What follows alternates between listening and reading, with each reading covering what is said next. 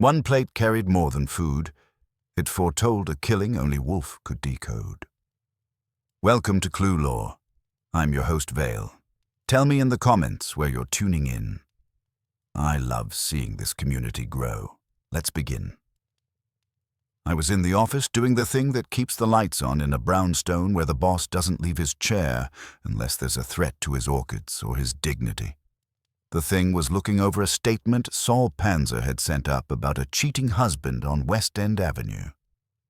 The wife had hired us to find out if her Romeo was slipping out to a Juliet who wasn't her, and if he was, she wanted to be handed enough proof to darn a quilt with. It was Thursday, which means the boss had been cranky since breakfast and was due to migrate upstairs at 4 sharp to commune with the orchids. I knew better than to interrupt him before that, unless the building was on fire or there was a parade of clients with money tethered to their ankles. The doorbell rang just after 3. Not Fritz. Not Theodore. Not a delivery. The doorbell had a way of sounding different when it was a person who meant trouble. I don't know the acoustics behind it. I only know my skin goes a shade cooler when it happens. I set Saul's statement aside, checked my tie in the glass on the file cabinet, and went to the hall. When I opened the front door, there were 2 women on the step. One of them you could have balanced a rose on, tall, neat, a camel hair coat that probably cost more than my last 3 suits, and a face so composed you expected it to be framed. She was in her late 30s, maybe 40, with that careful kind of beauty that comes from habit. A dark bob tucked behind one ear, a hat that didn't dare to be jaunty.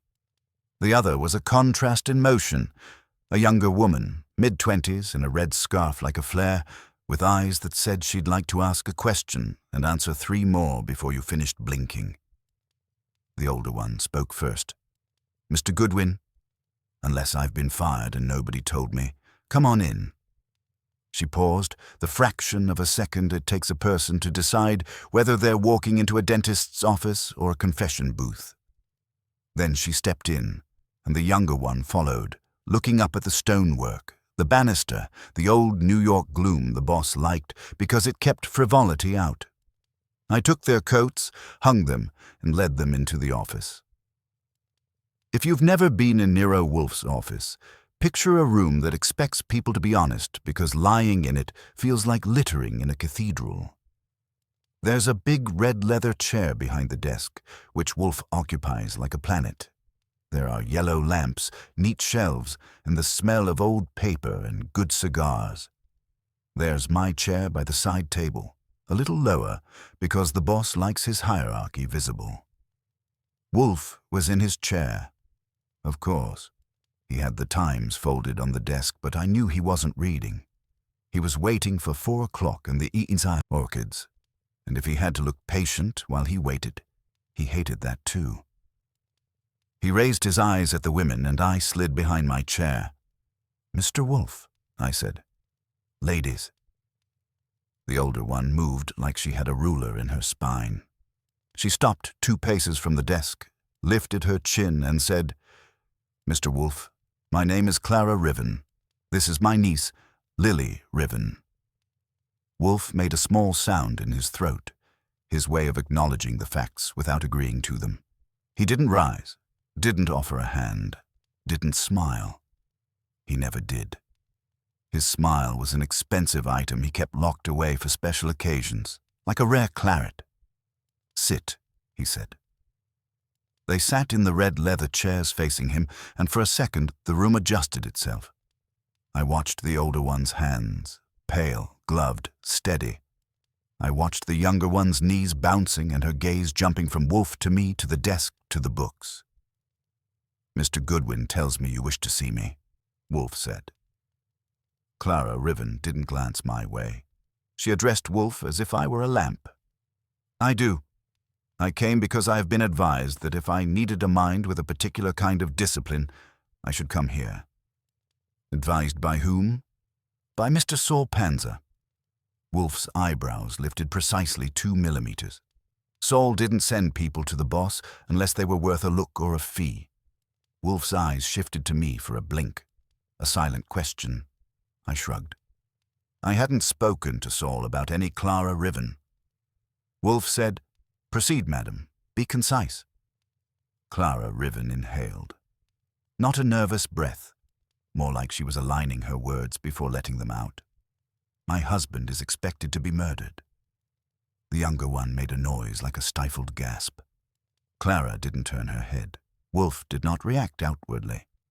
"I've seen him told about corpses in bathtubs, emeralds in soup, and missing senators, and I've never seen him jump. If Nero Wolfe ever flinched, it would be on paper and notarized." "You're expecting your husband to be murdered," he said, as if tasting the sentence to check for poison. "You do not say you fear he is about to be murdered." "I do not fear it," she said evenly. "I'm told it will happen." "Told by whom?" She reached into her handbag with deliberation and set something on the edge of Wolfe's desk. It was a plate. Not a dinner plate. A small one, maybe 8 inches across, ivory porcelain with a blue rim. It was old, the kind of old that doesn't look antique so much as inevitable. In the center, painted in cobalt and a faint wash of green, was a design that I recognized in a vague Museum of Life way. A cluster of grapes, a scroll of leaves, and around it, in a band, a line of tiny symbols I couldn't read. There was a hairline crack from rim to center. It looked like it had been repaired once and would probably outlive me anyway. Clara Riven said, "This came to my house yesterday." Wolfe leaned forward a microscopic degree. The boss didn't like things on his desk unless they were checks or orchids. But his eyes had moved to the plate. I saw interest in them, thin and sharp. "It was delivered," she continued, "by a messenger. No card, no note. Nothing but the plate, wrapped carefully. I'd not seen it before. My husband had not seen it before. But I knew what it was. How?" She looked at Wolfe for the first time like she wanted him to understand without having to say it. "Because the plate belongs to a set I've known about for 15 years, a set that is not supposed to exist in my home." Wolfe waited. Lily Riven couldn't. "Aunt Clara, please." Clara lifted a hand. "Lily." The niece shut up but kept her mouth poised, ready to jump. Clara turned back to Wolfe. 15 years ago, when I was newly married, my husband Daniel purchased a service of plates. Old ceramic, Hungarian, the Zolnay manufactory, I believe. There were 12 dinner plates, 12 salad plates, soup bowls, the entire array. He was very proud of it. He liked rare things. The plates were rare. They had a motif that collectors call the vine and verdict. Daniel thought that was amusing. Wolfe's eyes didn't leave the plate. "Vine and verdict," he repeated softly. "Yes. Each plate has a band of symbols around the center image. The dealer who sold them to Daniel said it was a fortune motif, a kind of folk inscription. Daniel loved that. He joked that the plates could predict the future. At dinners, he would make guests turn their plates and pretend to read their fates. I assume his guests humored him. Some did. Some did not." Clara's voice stayed cool, but I caught a faint tightening at the end of that sentence. She went on. "Soon after he bought the set, one plate disappeared. Not broken, not misplaced. Gone. Daniel was enraged. We had no guests that week. We questioned the staff. Nothing. The plate was simply gone. It was the salad plate marked, as the dealer described it, with the word for blood in the symbolic band." Wolfe looked at her now. "Tell me you do not accept that description as a truth." "I accepted it as a coincidence." She hesitated. "After the plate vanished, Daniel became preoccupied. He started trying to translate the symbols. He consulted people. One of them was a scholar at Columbia named Dr. Emil Rask. Dr. Rask told Daniel that the inscription on the missing plate, if the dealer was correct about which plate it was, did not mean blood in any poetic sense. It meant it literally. He told Daniel it could be read as, "Blood shall come to the hand that claims this." Wolfe made another little sound. Not skepticism, disgust perhaps at melodrama. But he didn't interrupt. Clara said, Daniel laughed. He dismissed it. He put the rest of the service away. 2 months later, something happened that made the plates irrelevant. She stopped. Her gloved fingers tightened on her bag. Lily leaned forward, as if to keep her from retreating. Wolfe said, Madame, I do not have leisure for ellipses. Clara's eyes flicked to mine and back, like a person stepping over a crack in a sidewalk. 2 months after the plate vanished, she said, Daniel's business partner died, killed in a fall from a warehouse stairwell. The police called it an accident. The newspapers called it tragedy. Daniel called it a relief. After that, the service was sold. He said he didn't want it in the house. I didn't argue. What business? Wolfe asked. Riven and Harrow, importing and distribution. We were small then. We are not small now. And now this plate appears in your home. Yes. Where is the rest of the service? Gone. Sold. Scattered. I wouldn't know where to find a single other piece. Wolfe's fingers, huge and pale, rested on the desk near the plate without touching it. Why have you come to me rather than the police? Because if I go to the police, Daniel will hear of it. He will make it a spectacle. He will tell me I am hysterical. He will demand to know who sent it. He will do exactly the wrong things in exactly the wrong order. You have not told me who sent it. I don't know. You have not told me why you believe it predicts murder. Clara Riven lifted her chin a notch.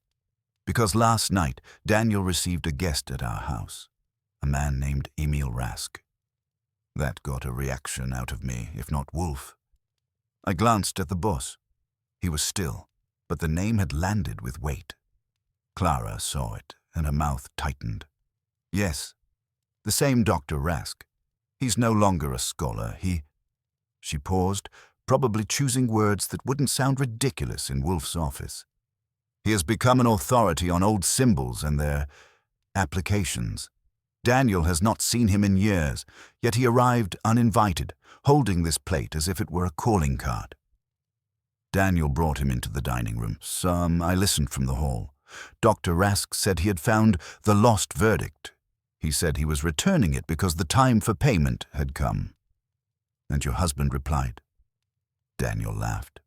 A faint contempt came through. He told Rask to leave his superstitions in his briefcase. Rask said Daniel was not in a position to laugh. He said one man had died already when the service was tampered with, and another would die now that the plate had returned. Daniel told him to get out. Did he? He did. But before he left, he said a thing that chills me even now. He said, "It will be at your table. It will be on that plate, whether you wish to read it or not." Wolfe's eyes were on her, but I could tell he was mentally rearranging pieces. He plucked names the way a chess player plucks possibilities. Clara said, "This morning I called Saul Panzer. He listened. He told me to come to you." Wolfe sat back. "You wish me to protect your husband from an anticipated murder. I wish you to prevent it. That is protection. I also wish you to find out who is attempting to terrorize us, and why." Wolfe's eyelids lowered halfway. "You have given me a tale. You have not given me a fact I can act on." The plate is a fact. The plate is porcelain. Porcelain does not murder. "It predicts it," Lily blurted. Wolfe turned his head toward her as if he had noticed her for the first time. "Miss Riven, I do not converse with echoes." Lily flushed, then smiled with a kind of desperate charm. "Sorry, but it's true. You don't know my uncle. He makes enemies the way some men make small talk. If someone is trying to scare him, it won't take much of a push before it turns into something real." Clara held up a hand again. "Lily has been living with us since my sister died in May. She heard the conversation last night. She insisted on coming." "Insisted?" Wolfe murmured, and I knew the boss was filing the word away because he likes to know who is steering a boat. "Your husband is at present where?" "At our house. He's expecting to go to his office at 5. He told me not to be foolish. He told me to throw the plate away. I did not." What has your husband done that could inspire such a threat? Clara's gaze didn't waver. He has succeeded. Success is not a motive, it is a condition. It is a motive for resentment. She took another breath. 15 years ago, after his partner died, Daniel restructured the company. He bought out families. He acquired warehouses. He did not do it gently. There were lawsuits. There were personal entanglements. People who were close to the partner who died believed Daniel had benefited too much. Wolfe's mouth lifted in a thin line that wasn't a smile. You are intelligent, Mrs. Riven. It is not necessary for you to be coy. Do you believe your husband murdered his partner? That hung in the room like a window shade between sun and eyes. Lily's face went white. Clara's hands remained steady, but her shoulders drew back, stiffening in defense or pride. She didn't answer right away. When she did, the words came out with care. I believe my husband is capable of arranging circumstances. I do not believe he pushed a man down a stairwell with his hands. I believe he may have made sure a man was on a stairwell at the right time. That is what I believe. Wolfe stared at her for a full 3 seconds. I counted because that's what you do when Nero Wolfe is silent. Then he said, Why then should you be concerned if he meets a fate of the same species? Clara Riven blinked. It might have been the first unguarded thing she did. Because I do not want him murdered in my house. Because I will not be made a widow by theatrical vengeance. Because... She stopped. The composure cracked slightly. Because whatever he is still my husband. There was iron in the last phrase. The kind of iron you hear in a woman who has spent a decade living on a fault line and decided to make a home there anyway. Wolfe's gaze drifted again to the plate, and for the first time he touched it, one thick finger to the rim, not moving it, just acknowledging its presence in the physical world. Mrs. Riven, he said, you ask for prevention, you offer superstition. This house is not a temple for folk symbols. No, it is a temple for logic. Her voice sharpened. That is why I'm here. Wolfe's eyes lifted to mine once more. A tick of a look. It meant, measure her, Goodwin. Is she worth the trouble? I measured. She had money. She had a layered story with names that could be checked. She had the right kind of fear, controlled, not performative.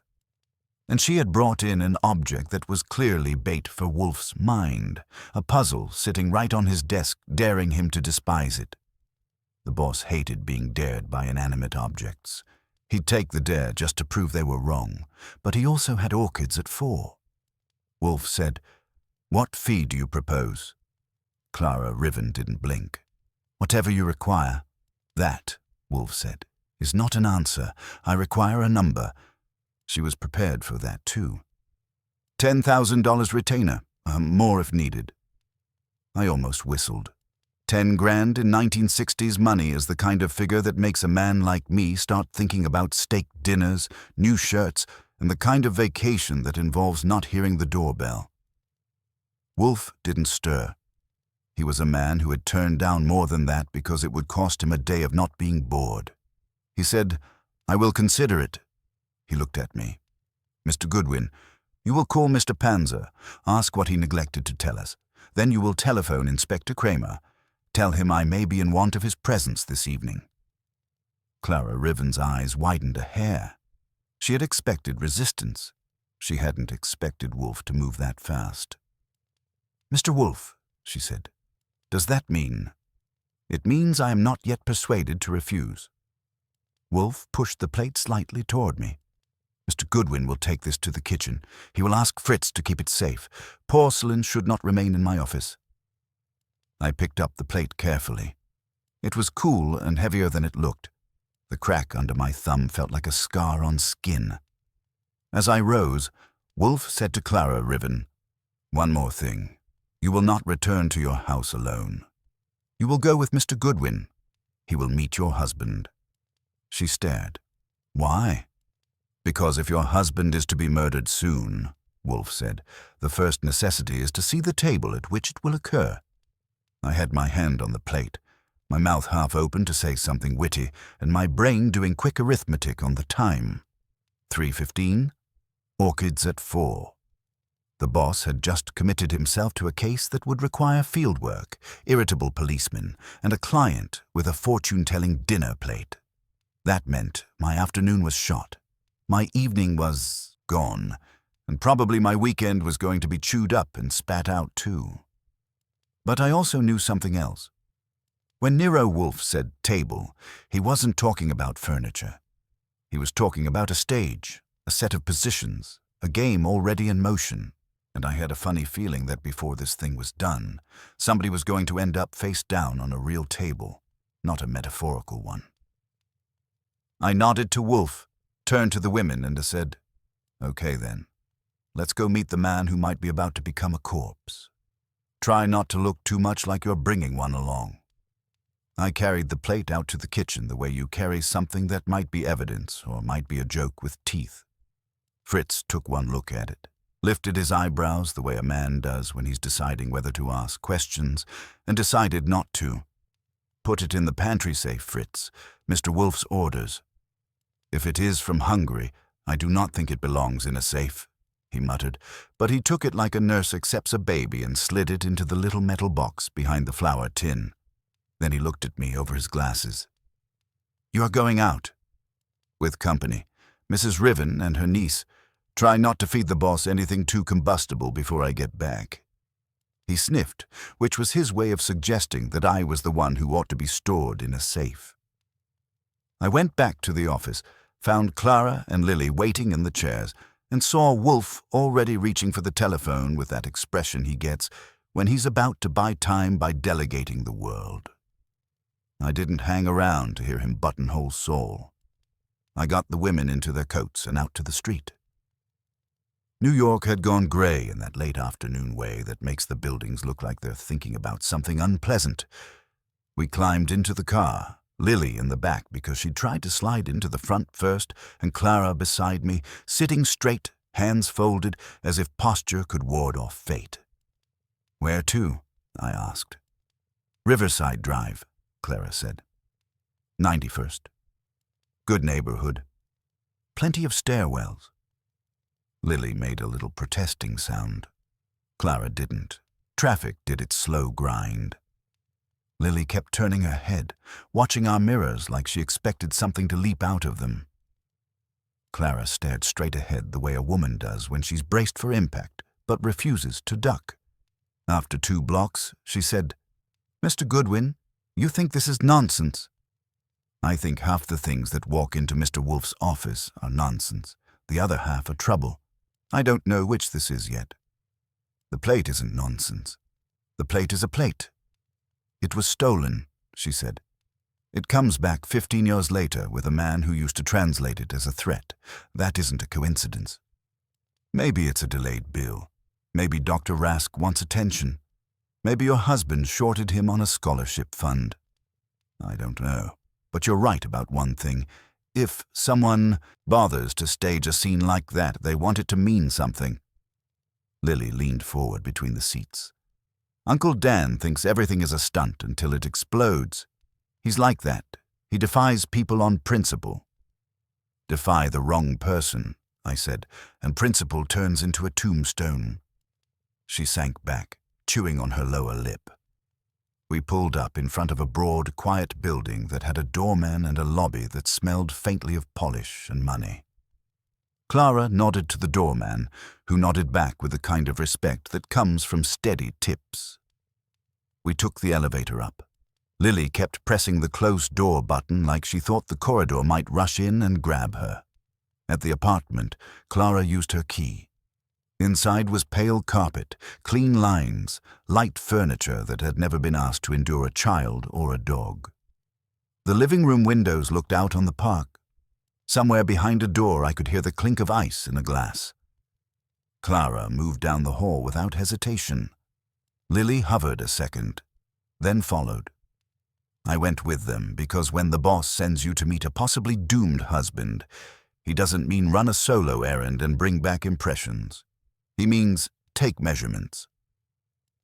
Daniel Riven was in a study that had a whiskey decanter on the desk and a view that could make a poet shut up. He was standing by the window as if he owned the city and was considering whether to rent it out. Mid-40s, tall, shoulders still athletic, but beginning to soften in the waist the way success softens a man. His hair was dark and brushed back, his face lean, his mouth built to smile for cameras and sneer for boardrooms. He turned when we entered and looked me over in one sweep. The eyes were sharp, not hostile, just the kind that add up a person the way accountants add columns. "Clara," he said, "what is this?" "My husband, Mr. Goodwin," Clara said. "Nero Wolfe's assistant." His eyebrows went up. "Wolfe, this is ridiculous." "Clara, I told you." "You told me to throw the plate away," she said. "I did not. Mr. Wolfe wants to see the table at which you are promised to die." He laughed. It was a good laugh, warm, quick, practiced. But there was a rim of irritation under it. Promised? By Emil Rask? The man's a carnival barker in a borrowed suit. If he hadn't been a friend once, I'd have tossed him into the hall myself. "Friend," Lily said before she could stop herself. Daniel gave her a quick glance. "Lily, I forgot you were home." "Yes, friend. A long time ago, back when we were all young enough to believe symbols could change physics." "And now you don't," I said. He turned to me. "Do you?" "I believe people," I said. "Symbols are just a way they talk when they don't want to use names." "That's a thoughtful dodge." "Occupational habit." He gestured at the chair opposite his desk. "Sit down. Both of you. Mr. Goodwin, you too, if you're going to be part of this farce." We sat. Clara perched. Lily fidgeted. I slouched. Daniel poured himself another finger of whiskey. "Tell him what you heard," Clara said. Daniel waved a hand. "He already knows. Rask came. He blustered. He hinted. He threatened. He left." Clara turned it into a funeral announcement. "That's unfair." "What's unfair?" he snapped, and there it was, a flicker of temper under the polish. "Is parading my wife to Nero Wolfe because a washed-up academic has discovered melodrama." I said, "Mr. Riven, I'm not here to sell you a coffin. I'm here to ask a few questions and to look around. Mr. Wolfe doesn't waste a retainer on melodrama unless he sees a structure behind it." Daniel studied me a second longer, then shrugged. "Fine, ask. Start with this. Why now? Why would Rask dig up a 15-year-old plate and show up at your dining room to predict murder?" Daniel took a sip. "Money? Or revenge? Or ego? Those are every man's three main food groups. Which one is his? Could be any. He knows I'm negotiating a big acquisition. He knows I'm in the papers. He wants to attach himself to my shadow. Was he involved in the company back then? Not officially. Unofficially? Daniel's jaw tightened. He advised me on a few import contacts. He liked to think he was a strategist. He wasn't. Did you owe him something you didn't pay? I owe him nothing. Did your late partner owe him something? That got a real pause. Daniel looked at the glass in his hand like it had started speaking Greek. He said, "You're fishing." "Only because there's water." Clara leaned forward. "Daniel, tell him about Peter." Daniel's eyes went to her like a warning. "Clara, tell him." He set the glass down harder than he meant to. "Peter Harrow was my partner. 15 years ago, dead by accident according to the law." "Satisfied?" "Not quite," I said. "What did Rask have to do with Harrow?" Daniel's mouth pressed into a line. "He knew him. They went to school together. That's all." Lily whispered, "That's not all." Daniel swung to her. "What did you say?" She swallowed. "Uncle Dan, Aunt Clara told me. Dr. Rask was at the warehouse the week Peter died." The air changed. Not dramatically. No thunderclap, no violin sting. Just a quiet thicken, like a room after someone drops a truth on carpet. Daniel's face stayed controlled, but the laugh was gone. he said to Clara very softly. "You've been telling stories." Clara said, "I've been remembering them." I sat there, watching him recalibrate. A man like Daniel Riven doesn't fear the future. He fears the past, because the past is where the receipts are. "Mr. Goodwin," he said at last, "if Wolfe thinks he can squeeze something useful out of this, fine. But I'm not changing my schedule. I'm going to the office at 5. I have a board call at 6:30. The world doesn't stop because a plate comes home." "Sometimes," I said, "the world stops for less." He stood. The meeting was over by his rules. "You can look around if you like. Clara can show you the dining room. I'll be in the bedroom changing." He left, closing the study door behind him. Clara didn't move. Lily looked like she wanted to bolt after him. I said, "Okay, ladies, let's go see this table. And while we're at it, you can tell me exactly what you remembered." Because I've got a hunch Dr. Rask didn't just drop by to admire the view. Clara led the way down the hall, not fast, not slow, exactly the pace of a woman who won't be hurried by fear. Lily trailed beside her, twisting that red scarf like it was a rope she could climb out on. I followed, taking in the apartment the way you take in a room when you're looking for the bad note in a good symphony. Everything was expensive and quiet, which means if something was out of place, it would stick out like a cigarette burn on a wedding dress. The dining room was off to the left, a long rectangular space with a chandelier that looked like frozen fireworks. The table was a polished slab of dark wood that could seat 10 without elbows interlocking. The place settings were simple white china. No grapes, no verdicts. A sideboard held crystal and silver. Nothing in the room suggested anyone had eaten there in anger. That, of course, didn't mean they hadn't. Clara stopped at the head of the table. "This is where he brought Dr. Rask last night." "Where were you?" "In the hall. Right there." She pointed to the archway. I didn't want to intrude, but I listened. "You heard everything?" "I heard enough." Lily blurted, "He threatened him, Mr. Goodwin. Not like a joke, like someone reciting a sentence." I looked at the table. "And he said it would be at your table, on that plate." "Yes." "Did he touch anything? Set anything down?" Clara shook her head. "He stood at that end. Daniel stood here. They didn't sit.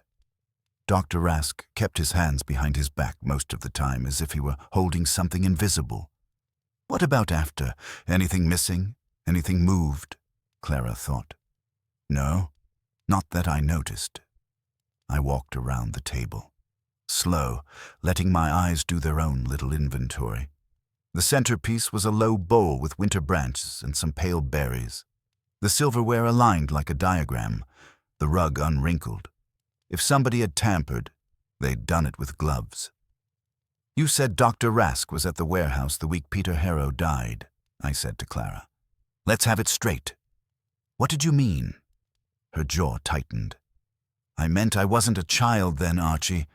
I remember faces when I see them. That week Daniel was distracted. He and Peter were arguing about an expansion, about borrowing, about risk. He came home late, irritable. One evening he brought a man to dinner. Called him Emile. He said the man was helping with a shipment dispute. Was that before or after the plate disappeared?" "After. A few days after. The plate vanishes. Daniel rages. Then he starts making calls. Emile comes. 2 days later, Peter is dead. The order sat there like 3 dominoes you couldn't pretend weren't lined up. Daniel tell you that Emile was a scholar. He said Emile knew languages and old import channels. I knew he was educated. I didn't know he was a professor at Columbia until later. Did Peter Harrow know him? I don't know. Peter never came to the apartment. Daniel kept business out of the house in those days, but I saw Emile once more, at the warehouse. Lily jumped in, voice quick. Aunt Clara took me to school near there sometimes. We were leaving one afternoon and she saw him by the loading dock talking to Uncle Dan. I saw them arguing, Clara said. Not a friendly talk. Emile's face was tight. Daniel's was controlled. Then Peter appeared. He said something. Emile walked away. Daniel watched him go like... She stopped. Like what? Like a man letting a door close behind someone he won't follow. I nodded. Did you tell the police? No. What would I say? I saw a man argue with my husband and his partner in a warehouse. It meant nothing then. It means something now. Because now the man comes back waving a plate and talking about payment. Yes. I ran a hand along the sideboard, more for show than dust. Okay. So Rask shows up after 15 years. Do you know where he's been? I know he left Columbia. I know he has a small institute or foundation. Something about historical symbology. Daniel said he was dabbling in charlatanry. That was his phrase. What's your phrase? My phrase is that he is dangerous. Lily said. He gave me the creeps. He looked at me like I was in his way. Maybe you are, I said before my brain could stop my mouth. She blinked at me. I softened it. Meaning, he might not have come just for your uncle. She hugged herself. Why would he care about me? Your family. Family is leverage. People who stage threats like to have leverage. Clara's eyes narrowed at the table, as if she could see last night replaying on its surface. He didn't mention Lily, not once. He spoke only to Daniel. Still, I said, we don't ignore the spare pieces. I stepped toward the archway they'd pointed out. The hall floor was still enough to show scuffs if you knew where to look. I crouched, not taking anything for granted. There was a faint scrape on the baseboard near the dining room door. Fresh, light, like a heel had dug in and pivoted. Not much. But a man who stands with his hands behind his back in a threat scene might shift when he wants to show authority or hide nerves. You see that? I asked Clara. She leaned. A mark? Yeah, it's new. Lily frowned. So he moved his foot. That doesn't tell you anything. It tells me he stood there longer than he said he would. And maybe he was watching something besides your uncle. He could have been looking into the hall, or listening for you, or waiting for someone to arrive. Clara stiffened. No one arrived. Maybe no one arrived because he didn't want them to. Maybe the arrival was elsewhere. From down the hall came a door opening, then Daniel Riven's voice calling, Clara, I'm leaving in 10 minutes. I hope your wizard is done measuring my furniture. Not even close, I muttered. I straightened. Before he goes, I want to see the plate he was given. You kept it? Clara nodded. Yes. I put it in the cabinet in the breakfast room. Daniel wouldn't see it on the table. Good. Let's have a look. If it's the blood plate, I want to see what these folk symbols are doing around the grapes. We moved off toward the breakfast room. Lily walked faster now, and I could feel her nerves pushing her. Clara stayed composed, but her hand had drifted toward her throat the way a person does when they're checking that something precious is still there. When we reached the breakfast room, Clara opened the cabinet door. It was empty. She stared, then opened it wider, as if the plate might be hiding behind the wood. That's impossible. Where exactly did you put it? Right here. Wrapped in a towel. I did it myself. Then somebody undid you. Lily's breath sped up. Uncle Dan took it. Clara shook her head too fast. He was in the study all day, and I didn't tell him where I put it. I leaned in, checking the shelves. No towel, no porcelain, just neat stacks of everyday china. Okay, I said, feeling the case click one notch tighter. Now we've got a real disturbance. Something that belonged in your house vanished again. Behind us, Daniel Riven appeared in the doorway in a grey suit, tie half knotted, impatience on his face. What are you three doing in here? Clara turned slowly. Daniel, the plate is gone. For a second he looked blank, like the word didn't compute. Then his mouth tightened. What plate? The one Dr. Rask brought. The one you told me to throw away. I put it in this cabinet. It isn't here." His eyes went hard, and for the first time I saw something besides disdain or charm in them. He looked at me. "Mr. Goodwin, are you suggesting someone stole it from my apartment?" "I'm not suggesting," I said. "I'm reporting, unless porcelain has learned to walk." Daniel stared at the empty cabinet like it had insulted him, then said, "Lo, nobody's been in here." "Then somebody who lives here did it," Lily whispered.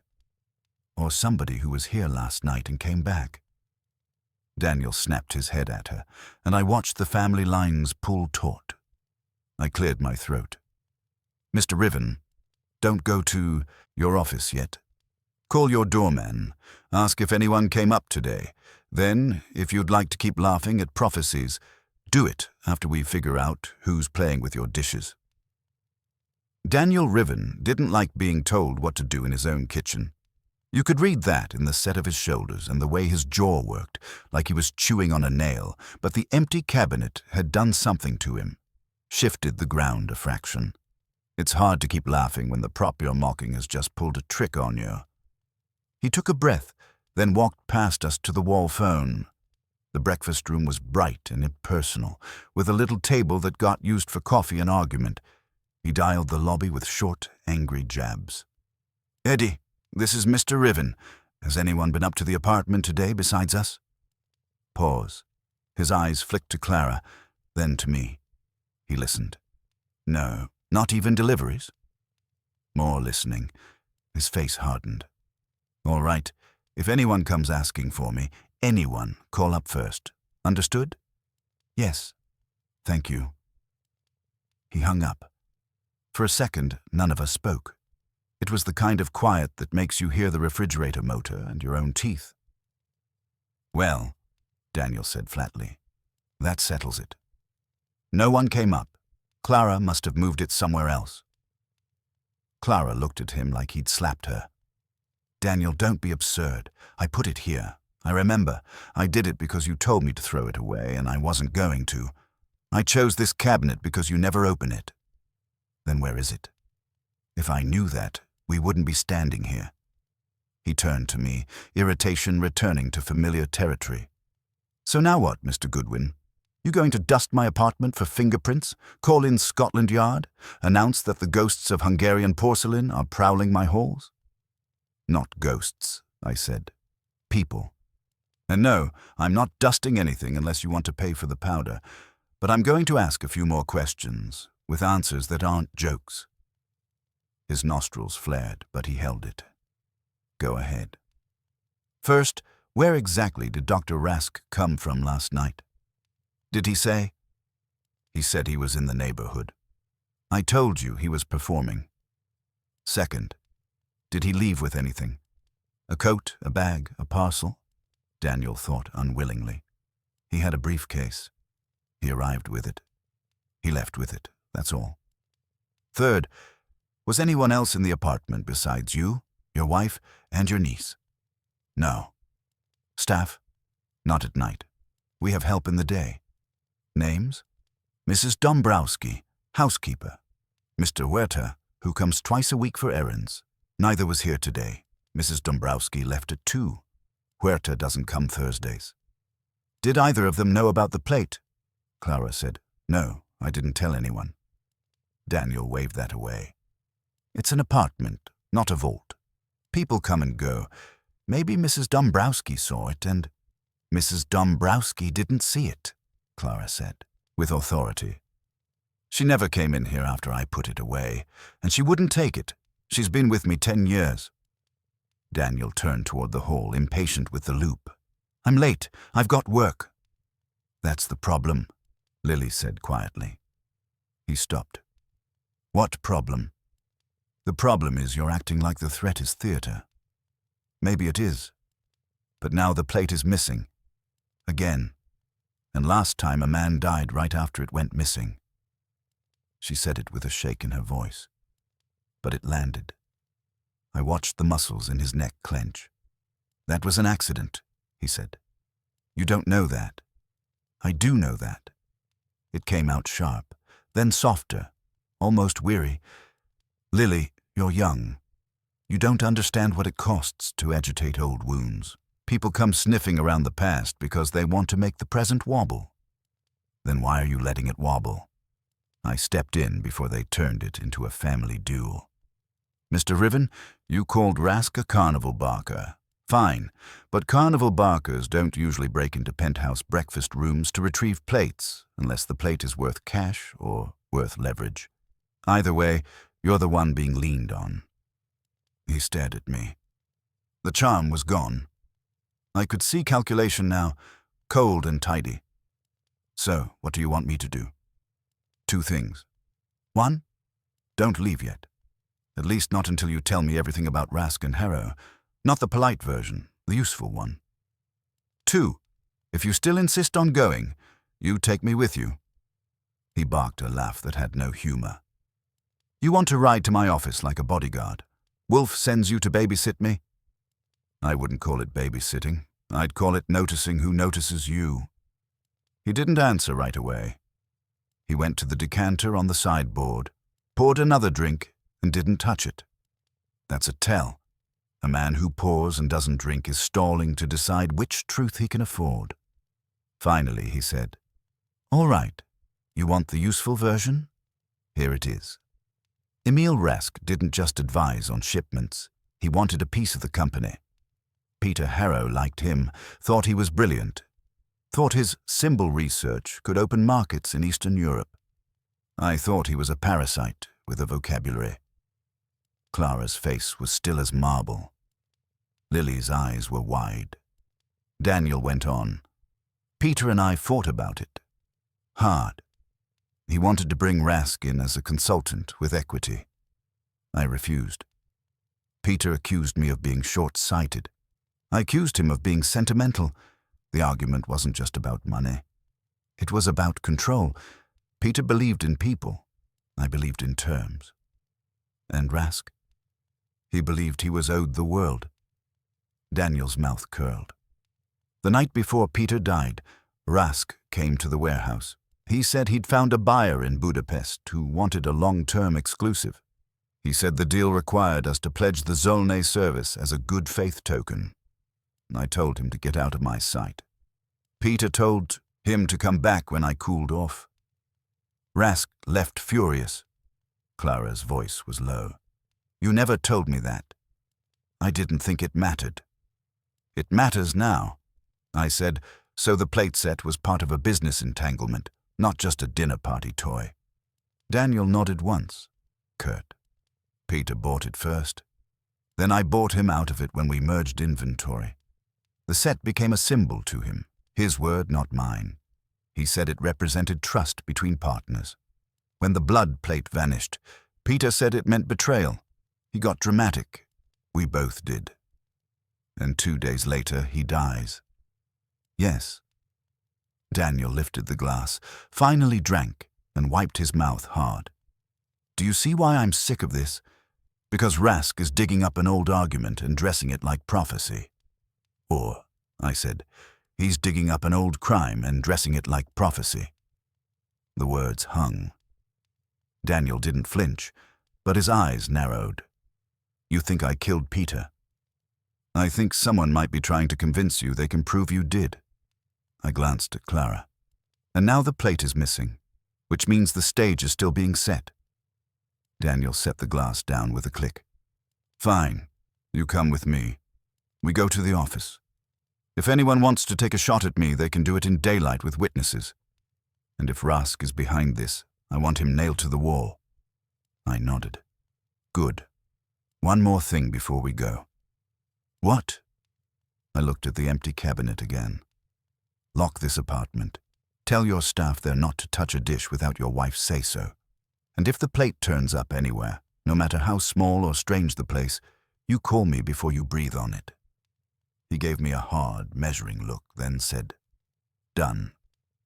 We moved toward the door, the 3 Rivens clustering in their own uneasy triangle. As I followed them out, I couldn't shake the feeling that while we were all staring at what had disappeared, somebody else was already deciding where it would reappear and on whose table. We got down to the lobby with Daniel moving ahead like a man who refuses to let danger set his pace. Clara stayed close to him, not clinging, just present, and Lily stuck to my flank as if I were the only neutral furniture in the building. The doorman looked up as we crossed the marble. Daniel stopped at his desk. "Eddie," he said, "did anyone come in this afternoon asking for me or Dr. Rask?" Eddie blinked. He was an older guy with the polite face you develop when you see other people's lives in boxes. "Dr. Rask? I don't know that name, sir. No one asked for you. One woman came by at around 3, but she asked for Mrs. Riven." Clara's head snapped toward him. "A woman?" "Yes, ma'am. I called up before letting her go upstairs, but no one answered, so I told her you were out. She left." "What did she look like?" I asked. Eddie frowned, reaching for memory. "Medium height, dark coat, veil on her hat. Like she didn't want to be seen. She was nervous." "Did she give a name?" "No, just said it was urgent. She knew you'd understand." Clara's face went tight. "She didn't leave anything?" "No, ma'am," Daniel said. "Next time call up twice.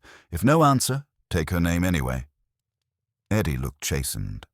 "Yes, sir." We stepped outside into early evening, the air starting to turn toward winter. Daniel's driver was waiting by a black sedan. Daniel didn't use a cab the way honest citizens do. He used the kind of car that makes cabbies ask themselves if they should salute. "Take us to the office," he told the driver, then looked at Clara. "You're coming?" She hesitated exactly long enough for me to notice. "Yes." "I want you safe," he said, and it sounded more like strategy than tenderness. Still, she nodded and got in.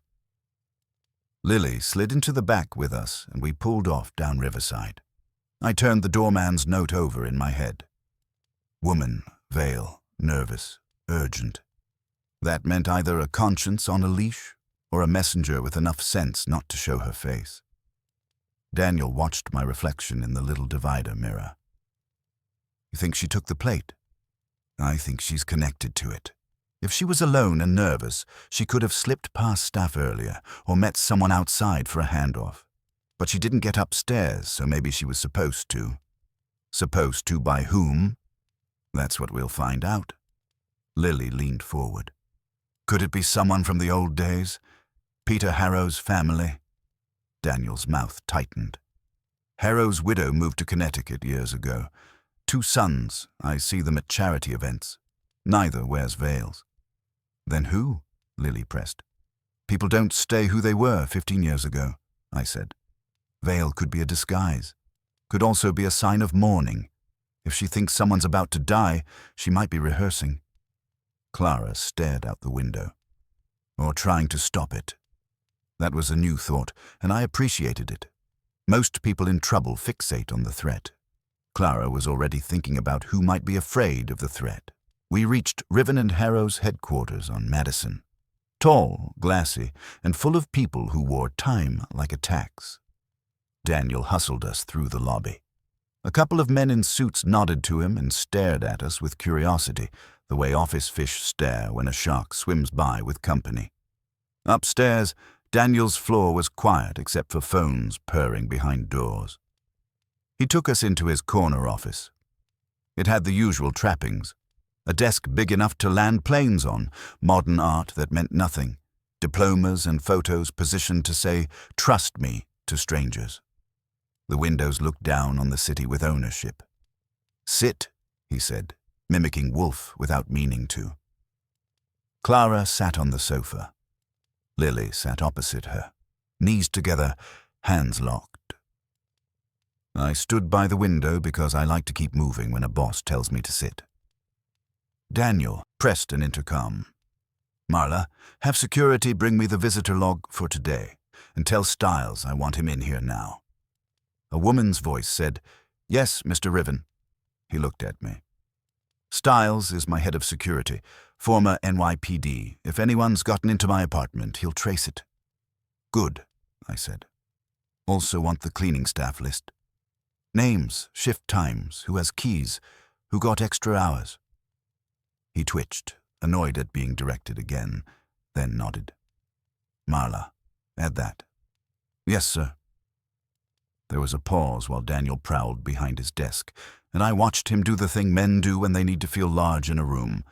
Touch the chair, straighten a pen, move a paper that didn't need moving. "Mr. Goodwin," he said abruptly, "if this is about Peter's death, if Rask is trying to blackmail me, I won't pay him a dime. I'm not here to negotiate your pride. I'm here to keep you from being used as a headline." He stared at me, then made a short sound of contempt. "Wolfe sent a philosopher. He sent a guy who notices when a doorman remembers a veil." Before he could answer, the door opened and a heavy-set man in a dark suit came in, followed by a clipped woman with a tablet. The man had a cop's posture even out of uniform. "Mr. Riven," he said. "Styles." Daniel waved him over. "I want the visitor log, and I want to know if anyone entered or left this floor who shouldn't have." Styles took the log from the woman, flipped it open. "We've got the standard entries, sir. Deliveries, clients, no flags." I came over. "Any Emil Rask?" Styles scanned. "No." "Any woman, mid-height, dark coat, veil?" Styles frowned. "There were 2 women around 340 on the first floor, signed in to see someone in accounting. One matched that description. Name, Ms. Vera Holtz. She left at 4:05. Clara's head lifted. Vera Holtz. Daniel blinked. "I know that name. She was Peter Harrow's executive assistant." Lily's voice went small. "Still alive?" "Apparently," Daniel said, and the first real unease I'd seen in him slid in under his ribs. "She vanished after Peter died. I heard she went back to Europe." "Well," I said, "either she came back for nostalgia, or she came back for the plate." Styles looked between us, sensing the temperature shift. "Do you want me to locate her?" "Yes," Daniel said immediately.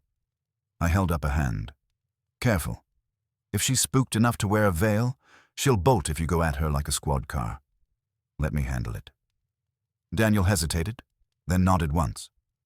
"Fine, but move fast." Just then, Marla's voice came over the intercom. "Mr. Riven, Inspector Kramer is on line 1. He says he was told you might need him." Daniel stared toward the phone. "Kramer?" I grinned a little because that was Wolfe's handiwork landing right on schedule. "Tell her to put him through," I said. "This is about to get official whether we like it or not." By the time Clara finished recounting it for Kramer, the room had acquired that faint police odor you can't bottle. Part skepticism, part inevitability. Kramer chewed on his cigar without lighting it, his eyes sliding to me now and then as if I had a second plot tucked under my tie. "Okay," he said when Clara stopped. "We've got a vanished plate, an old death, a fortune-teller professor, and a veiled former secretary. That's the stew. What I need is meat." "Goodwin, you got anything besides talk?" "Not yet," I said. "But I'm going to get it. Styles has footage, and I'm going to find Mr. Huerta and Ms. Holtz before they turn into smoke." Daniel leaned toward his desk phone. "Marla, have someone from security bring the video feed from my building, now." Marla was already a half-breath ahead of him. The screen on the credenza lit up with a grainy view of the riverside lobby. Styles stood by it like a proud parent at a school play. "You want the window from noon to now?" he asked. "Start at 1, I said. The footage rolled. People came, went, checked coats, argued softly into phones. At 1:15, a man in a cap, Huerta, walked in carrying a small cardboard box. He signed in, nodded to Eddie, took the elevator. At 1:40, he came back down, no box. "Freeze that," I said. Styles stopped it. Huerta's face was half-turned, but you could see a stiff set to his jaw, and one hand shoved deep in his jacket pocket like he didn't trust it. "Now roll to 3, I said. At 3:40, a woman entered in a dark coat with a netted veil. She didn't go to the desk at first. She stood near the mail slots, looking up at the elevator numbers with the studied patience of someone waiting for a timing cue. After a minute, she approached Eddie, spoke, then left when he shook his head. "Back up 10 seconds, I said. Styles did. The woman's veil shifted when she turned, and for 2 frames you got a clean shot of her profile. Clara sucked in her breath. Daniel stared. "That's Vera," he said. Not a question, a fact he didn't like owning. Kramer grunted. "All right, now we got a woman tied to the old partner and a man who had a key window. That's 2 pieces of meat. Where do they lead?" "To the brownstone," I said. Daniel snapped his head. "What? Wolfe isn't going to chase this around Manhattan by telephone. He'll want the players where he can watch them. He'll want them tonight." Clara looked at me. "Tonight? Wolfe asked for your table. He got it. Now he wants your people." Kramer stared at the screen, then at me. "You've talked to him already." "Not since I left him with his orchids and a hangnail, but I know the boss. When a prop disappears twice, he doesn't wait for the 3rd act to wander in on its own. He calls it in." Daniel opened his mouth to argue, then shut it. "Pride is expensive. Panic is costlier." I called the brownstone from Daniel's desk. Fritz answered, breathless, probably juggling a souffle and Wolfe's temper. "Fritz, it's me. Put Wolfe on." There was a shuffling, a faint clink, the sound of a chair that doesn't really move because the man in it doesn't. Then Wolfe's voice came through, dry as a legal paper. "Mr. Goodwin." "Boss, we've got footage. Huerta was upstairs with a box today. Vera Holtz came to the lobby under a veil. Rask is still loose. Kramer's here. Riven's here. So are Mrs. Riven and the niece." I know. That was Wolfe, meaning he had already inhaled the same air by imagination. "Bring them, and bring Mr. Rask and Miss Holtz if you are capable." "Working on it. You want Saul?" "He is here." Of course he was. When Wolfe gets interested, Saul appears like punctuation. "See you soon," I said and hung up. We were halfway to the elevator when Styles's phone chirped. He listened, then looked up. "Mr. Riven," he said. "We located Huerta." Daniel stopped dead. "Where?" "A storage garage on 106th. He says he wants to speak to Mr. Goodwin. Alone." Kramer's eyebrows went up. "Alone? That's cute." "He's scared," I said, "or he's trying to sell his fear to the highest bidder." "Bring him in with a uniform," Kramer said. I shook my head. "Let me. If he bolts, then we know he's dirty. If he talks, we learn something before the boss lines everyone up." Daniel didn't like it, but he nodded, because the ground under him was already moving. "Styles, take them to the brownstone," I said. "Kramer, you go too. Keep Riven from strangling anyone on the ride." Kramer made a face. "That's a full-time job. And I'll meet you there." Huerta was waiting in a dim garage that smelled like oil and old secrets. He stood by a dented sedan, hands out where I could see them. Good sign. His eyes were the eyes of a man who had been promised trouble and got it in bulk. "Mr. Goodwin," he said fast, "I didn't steal nothing for me, I swear." Then for whom? He swallowed. A woman called. Said she was Mrs. Riven. She said Mr. Riven wanted a plate picked up from the breakfast cabinet, wrapped in a towel, and taken to a safe place. She said it was urgent, private. Describe the voice. Smooth, educated. Not like Mrs. Riven. He rubbed his forehead. I thought it was strange. But she knew my schedule, knew the apartment, knew the cabinet. She said if I told anyone, I'd be fired. "So you went up, took the plate. Where'd you bring it?" He jerked his chin toward the trunk. "It's there. I didn't want to do it, but I did." Then later, another call came. Different voice. A man. He said he was Dr. Rask. He said he had to meet me for the plate. He said it was his, that I was carrying stolen property. He scared me. I told him no. And then? And then he said if I didn't hand it over, Mr. Riven would die. Today. At his office. At 6:30. My skin went a shade cooler. 6:30 matched Daniel's board call. Not superstition. Schedule. Where's the plate now? He opened the trunk. Inside, wrapped in a towel, was the porcelain plate, crack and all, staring up at me like the eye of a fish.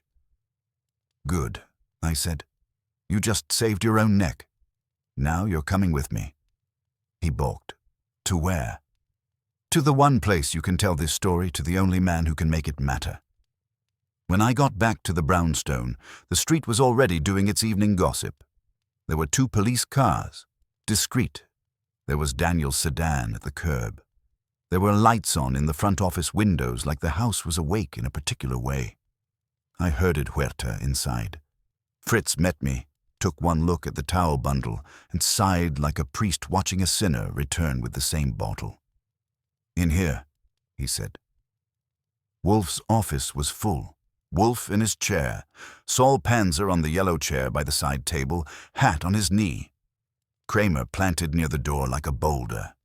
Daniel Riven pacing behind the visitor chairs, trying to act like the room obeyed him. Clara seated, hands folded, jaw set. Lily standing because she couldn't sit still. Styles in the corner, quiet and alert, and, yes, Emil Rask, tall, narrow, immaculately dressed, with eyes that moved too much for comfort.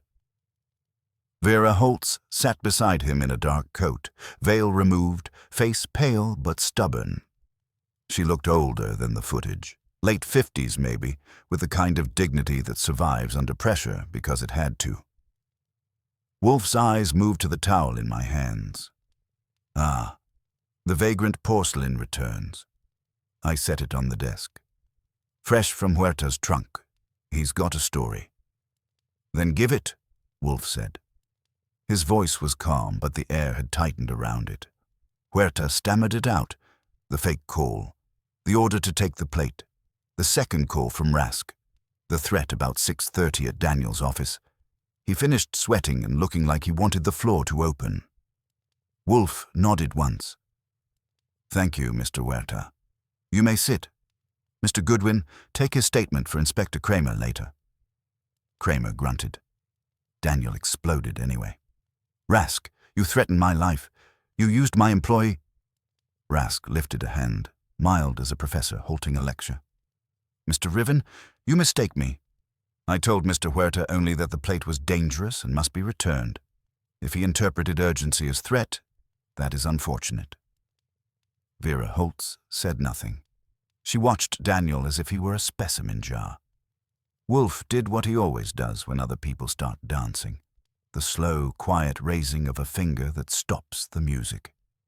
Mr. Riven, he said, you will seat yourself. Your indignation can wait until it is useful. Daniel glared, then sat. It wasn't obedience. It was curiosity, strangling pride. Wolfe turned his gaze toward Holtz. Miss Holtz, you returned to New York today after a long absence. You attempted to see Mrs. Riven. You also impersonated her by telephone to retrieve a plate. Is any part of that false? Her lips pressed thin, then she said, No. Why? Because I did not want the plate in his hands. She nodded at Daniel as if he were furniture she hated dusting. Your hands, then? In mine until the right moment. Wolfe's eyes went to Rask. And you, Dr. Rask, facilitated the drama by bringing the plate and pronouncing a doom. Rask's chin lifted. I spoke truth. Truth, Wolfe murmured, and it sounded like he was smoothing cloth. You have become theatrical in your maturity, Doctor. Rask stiffened. You think I am a tool. I think you are a man who needed money and recognition, and Miss Holtz offered both if you would play Oracle. Rask's face went mottled. He started to protest, but Wolfe cut him off gently, which is worse than cutting someone off hard because it makes them feel childish. Permit me to summarize, Wolfe said to the room. 15 years ago, Peter Harrow died in a warehouse fall. Afterward, Miss Holtz vanished. She believed, correctly, that Mr. Riven had arranged Harrow's presence on that stairwell with knowledge of a missing handrail and a scheduled inspection delay. Harrow was not pushed. He was placed. Clara's breath caught. Lily went rigid. Daniel went very still. Wolfe continued, implacable. Miss Holtz had no proof then. She had suspicion, observation, grief. The Zolnay service, particularly the plate inscribed with the motif you describe as blood, was Harrow's sentimental emblem of partnership. When it vanished shortly before his death, she interpreted it as a sign and a clue. She kept it. She waited. Vera Holtz's eyes were wet now, but she didn't blink. For 15 years, Wolfe said, she waited for a moment when vengeance could be justice instead of hysteria. She returned now because Mr. Riven's acquisition and public prominence made him vulnerable to pressure and spectacle. She enlisted Dr. Rask, who was present at the warehouse then and harbored resentment, to revive the plate as a symbol of impending retribution. Rask opened his mouth. Wolfe went on. She had no desire to murder him. If she had, she could have arranged it with less ceremony. Her purpose was to force confession. The plate was not a prophecy. It was a lever. Daniel stood halfway, then sank back as if the chair had yanked him. Wolfe turned to Huerta's statement on the desk. The telephone impersonation was to remove the plate from Mr. Riven's apartment before he could destroy it. The threat about 6:30 was to drive him into a gathering with witnesses, here, where circumstances could be controlled and memories sharpened. Vera Holtz finally spoke, voice hoarse. I wanted him to say it, out loud, in front of people who would never believe me otherwise. I wanted his wife to hear it. I wanted the police to have more than my word. Daniel's face had gone the color of old paper. This is insane, he said quietly. You can't prove any of that. Wolfe looked at him with something like pity, which on Wolfe is like being handed a cold stone for comfort. You are correct. I cannot prove what happened 15 years ago with only a plate and a woman's grief. But Miss Holtz is not my proof. You are. He gestured to Saul, who unfolded a small notebook. 2 days ago, Wolfe said, Mr. Panzer visited the warehouse formerly owned by Riven and Harrow. He spoke to a retired maintenance foreman named Kessler. Mr. Kessler recalled that on the morning of Harrow's death, the stairwell handrail had been removed for repair. He also recalled that Mr. Riven ordered the inspection delayed until afternoon, though it was scheduled for 10. Daniel's lips parted. No sound. Wolfe's voice stayed even. Mr. Kessler also retained a copy of an internal memo initialed by you, Mr. Riven, authorizing that delay. Mr. Panzer photographed it. Inspector Kramer has it. Kramer tapped his coat pocket. Daniel looked at Kramer, then at Clara. The charm was dead now. What was left was a man seeing the walls close in and choosing which one to hit first. He swallowed. I didn't kill him. You arranged a situation you knew was lethal, Wolfe said. That is a distinction for lawyers, not for ethics. Clara's hands trembled for the first time. Daniel. He turned to her, and in that pivot I saw something naked. He was going to ruin us. He trusted Rask. He wanted to sign over roots, money, control. I tried every argument. He wouldn't listen. I thought, if he got a scare, if he slipped, if fate took a finger, we'd be saved. That's not fate, Lily whispered. That's you. Daniel's eyes closed for a heartbeat. When he opened them, they were wet. Yes, there it was. Not a confession for a judge, but the core of it, clean enough for Kramer. Wolfe had gotten what Holtz had wanted without letting her become a murderer to do it. Kramer cleared his throat. All right, Riven, you're coming with me. We'll see what a DA thinks about arranged accidents. Daniel didn't fight. He looked like a man who had been running a long time and finally hit the end of the track. As Kramer took him by the arm, Daniel glanced at Wolfe. You did this over a plate? No, Wolfe said. Over a table. The plate merely pointed to it. Kramer and Stiles marched Daniel out. The room exhaled in pieces. Rask sagged into his chair like a puppet with cut strings. Vera Holtz sat very still, and Clara stared at her husband's empty chair as if it were a crater. Wolfe looked at Holtz. "Miss Holtz, your objective has been achieved without blood on your hands. I suggest you accept that mercy with humility." She rose slowly. For a second, I thought she might spit at the carpet or weep or say something carved in stone. Instead, she only said, "Thank you," to Wolfe, to Clara, maybe to the world. Then she left, walking straighter than when she entered. Rask started to speak, but Wolfe waved him away like smoke. "Dr. Rask, you will await the police in the kitchen.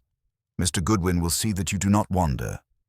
"Gladly," I said, and guided him out before he could find a new speech. When I came back, Clara was still seated.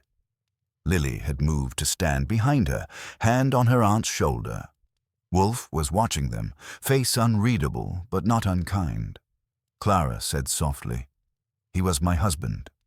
"Yes," Wolfe agreed. "And he was also a man who mistook control for righteousness. Many do." She looked at the plate on the desk. "So it never predicted anything." Wolfe regarded the porcelain as if it had irritated him from the start. "Madame, objects predict nothing. People do. Miss Holtz predicted his weakness and used it. You predicted his capacity and lived with it. Mr. Rask predicted spectacle would substitute for power. Each prediction was correct because each predictor understood a human appetite." "Appetite," I said, getting my hat. "That reminds me. Are we due for dinner?" Wolfe's mouth twitched almost into a smile. "Indeed. Fritz informs me that the duck is prepared with admirable restraint. Restraint, Mr. Goodwin, is a virtue more useful at tables than stairwells." I looked at Clara and Lily, two women standing in the wreckage of a life that had been polished to look indestructible. There wasn't any quip shiny enough to fix that, so I didn't try. I just said, "Come on, I'll get you a cab." As we moved toward the hall, Wolfe settled back into his chair, the brownstone's gravity returning around him. He glanced once more at the cracked little plate, already just an object again, and then at the door we were leaving through. Human folly, duck, orchids, justice. Wolfe always liked his world in courses. Me, I just liked that tonight for once. The only thing on Wolfe's table was dinner.